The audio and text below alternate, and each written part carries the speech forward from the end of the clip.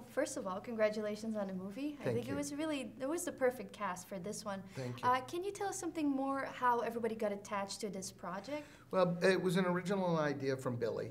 And so once I got on board with Billy, the very first conversation we had was who should be married to him. And Bette Midler was the only name. It just made us laugh. And we went and had dinner with Bette. And I had worked for Bette years earlier, headed up development for her, so I knew her. Billy knew her socially. They'd never worked together. And once you had the two of them, then the real question, kind of reverse engineering the DNA and figuring out if Billy Crystal and Bette Midler had a child, what would she be? Who would she look like? And Marisa was top of the list, and she came aboard. So its casting goes, this is probably one of the easiest experiences I've ever had, even finding the kids. Everybody just fell into place at the right time. So why do you think they're the perfect fit for these roles? You know, I think that if we think about grandparents who are larger than life, it's hard not to find someone larger than life than Bette Midler and Billy Crystal. And if I think I was trying to protect my children, you know, if I'm Marisa Tomei and I wanting to, like, don't get near my kids because you're going to destroy them, and in comes, you know, sort of tornado with lipstick in the form of Bette Midler and Billy Crystal, like I'm not sure who else could have done that role.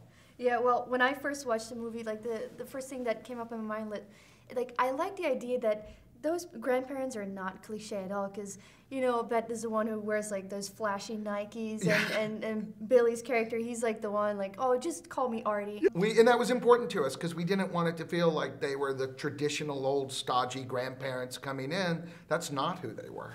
Well, my best memory that I have of my grandparents is that every summer I would go to the Ardennes with my grandma, and I would stay in her cabin, and she would like spoil me with food and candy. Here we go again. There you go.